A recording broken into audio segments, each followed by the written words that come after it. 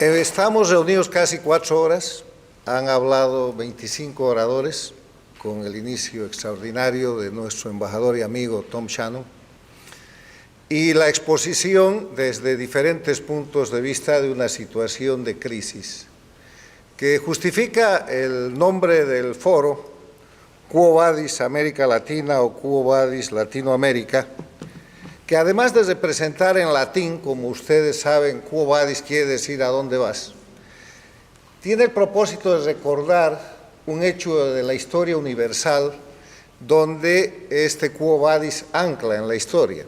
Y es el año 64, en Roma, Nerón reprimiendo a los cristianos y Pedro decide huir de Roma. Y al salir de Roma se encuentra con Cristo. Y Cristo le dice Quo Vadis. Pedro le dice a Cristo que estaba yendo hacia Roma y Pedro saliendo, escapando de Roma, Pedro le dice Quo Vadis Domini, ¿a dónde va, Señor? Si ahí están matando cristianos. Y Cristo le contesta simplemente Romam vado iterium crucifixi, estoy yendo a Roma para que me crucifiquen. Y el resultado es que ni Cristo va a Roma, pero Pedro vuelve a Roma. Y ustedes pueden ver en qué quedó ese imperio romano y dónde están hoy día los cristianos, que son un imperio que se ha expandido por 20 siglos.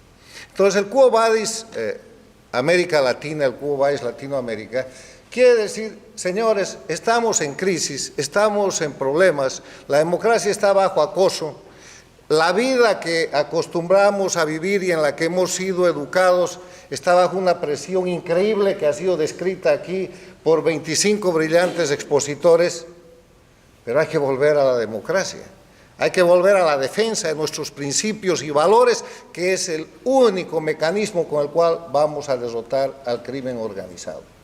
Quo Vadis Domini, vamos a ir a la democracia, vamos a volver a Roma, porque los Nerones no duran. Son derrotados por los principios, por los valores universales, que hoy día son los valores del humanismo, que tienen que ver con libertad, que tienen que ver con propiedad, que tienen que ver con libre iniciativa, que tiene que ver con el sentido, muy bien expresado en la Constitución norteamericana, de la búsqueda de la felicidad, que solo puede producirse en libertad. Dicho esto, yo quiero hacer algunas constataciones porque me han encargado las conclusiones. La primera es que vivimos en un siglo XXI en el que hay dos Américas que están tratando de convertirse en dos mundos, donde el eje de confrontación no es ideológico. Aquí no hay derecha, no hay izquierda, no hay socialismo, no hay comunismo. Olvídense, porque el siglo XXI es un mundo capitalista, el capitalismo ya ganó, la China es capitalista, Rusia es capitalista, Corea del Norte es capitalista, todos son capitalistas. Es un mundo globalizado y es un mundo de revolución tecnológica. Y en ese mundo el eje de confrontación es simplemente del crimen organizado contra la democracia. Ese eje de confrontación que en América Latina se presenta en el siglo XXI de la mano de la alianza de Hugo Chávez con Fidel Castro, cuando Chávez rescata el año 1999 a la agonizante dictadura castrista y crea ese movimiento que hoy día llaman socialismo del siglo XXI, castrochavismo, que no es otra cosa que el castrismo criminal del siglo XX, recreado con el petróleo, el dinero y con Venezuela entera, y después reconvertida para ejercer delitos, para seguir dando dinero a ese proyecto. El eje de confrontación en las dos Américas es crimen organizado contra democracia, y hay una América dictatorial, criminal, y una América democrática. El otro elemento es que hay un efecto general de lo que es la acción del crimen organizado, que es el tratar de presentarse como un fenómeno político.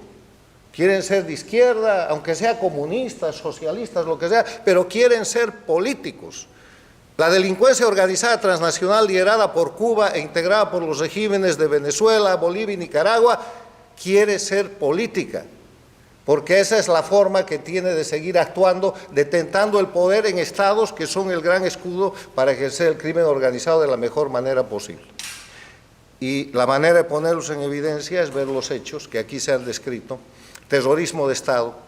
El terrorismo de Estado no es otra cosa que la comisión de crímenes desde el gobierno para generar miedo en la población y de esa manera producir conductas que de otra manera no sucederían.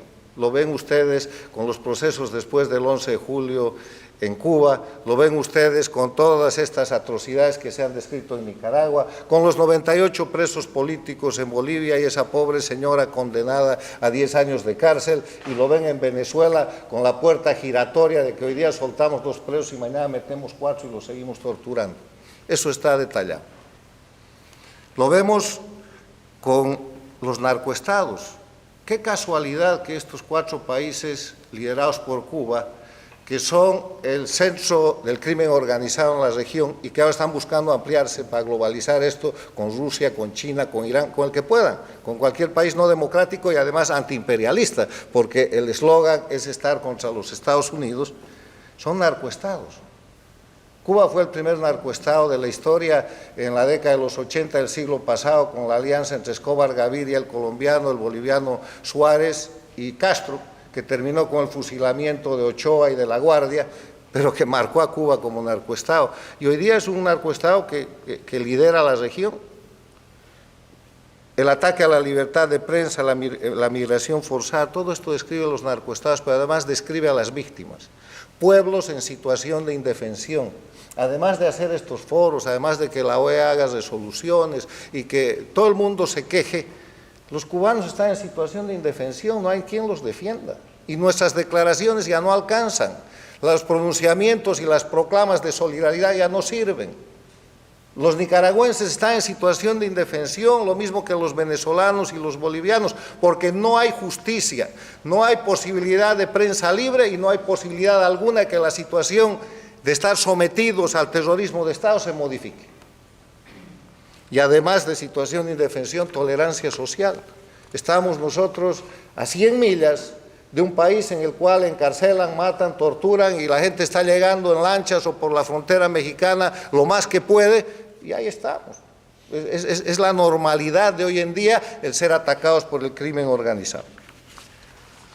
Es urgente, por esa razón y por esta descripción que ustedes han hecho, dar algunas sugerencias que rescato yo de las propuestas aquí presentadas. Primero, identificar al enemigo con la claridad que lo ha hecho el orador cubano. Es Cuba, es la dictadura de Cuba, tiene 63 años. Se ha apoderado de Venezuela, que por más guapos que seamos los venezolanos y los bolivianos, estamos ahí, los nicaragüenses, pues ha vuelto sus colonias. Operan sus servicios de inteligencia, sus sistemas de represión, toda su metodología. Lo segundo es evitar a los regímenes paradictatoriales. Hay en la región gobiernos en países democráticos que están al servicio de estos criminales. Fernández Kirchner de la Argentina, toda su política exterior al servicio del crimen organizado liderado por Cuba. López Obrador desde México haciendo exactamente lo mismo, y ahora veremos a Petro, que ya se estrenó diciendo que la lucha contra el narcotráfico es un fracaso. Claro, cada que hay una proclama de ese tipo es la manera de defender el sistema del cual están siendo subvencionados, que es el narcotráfico. Si la lucha contra el narcotráfico es un fracaso, ¿cuál es la propuesta para reemplazar ese fracaso? Imagínense ustedes que hubiera sido que con lucha contra el narcotráfico estamos como estamos, sin lucha contra el narcotráfico, ¿qué hubiera pasado? El otro elemento es que necesitamos la ayuda del socio mayor, que está largamente ausente. Este es un foro que habla de Quo Vadis América Latina, pero gran parte de nuestros invitados y nuestro invitado estelar son norteamericanos. Aquí está el ex secretario de Estado de los Estados Unidos, porque América Latina está abandonada de su socio principal, del centro de la democracia más importante de la región y del mundo. Ha decidido, y no es una cuestión de gobiernos o de partidos dentro de Estados Unidos, simplemente ir mirando a otro lado. Necesitamos en América Latina una política de Estado de los Estados Unidos para tratar el tema de la región, que está ausente desde el momento en que fracasó la iniciativa iniciada por Bush 41 y seguida por Clinton, que empezó con las cumbres de las Américas el año 94 aquí, que remató en su punto más importante en Quebec y después empezó a morir. Y que la terminó de matar el 9/11, que hizo con sus efectos que cambie toda la visión de política exterior de Estados Unidos a una visión en la cual estamos buscando qué ha hecho mal la víctima para tratar de justificar lo que los líderes no hacen. Finalmente, decir que para eso hay un orden jurídico que hay que defender. Hay una Carta Democrática Interamericana, que es ley en todos los países. Hay una Convención de Palermo con la cual se puede encarcelar a todos estos criminales en cualquier país del mundo. Están en el marco de la Convención de Palermo todos los regímenes de Cuba, Venezuela, Bolivia y Nicaragua. ¿Y cuál es el país democrático que abre un proceso de esos? Estados Unidos lo ha hecho en 2 casos. Lo ha hecho en el caso de la FIFA y en el caso del cartel de los soles, pero puede seguir adelante. Pero ¿dónde están los tribunales del Brasil? ¿Dónde están los tribunales del Uruguay? ¿Dónde están los tribunales de Colombia? Son parte de la Convención de Palermo y nunca nadie ha dado ese paso. Tenemos el Estatuto de Roma y tenemos una serie de normas internacionales que hay que aplicar. Muchas gracias por su aporte y felicidades.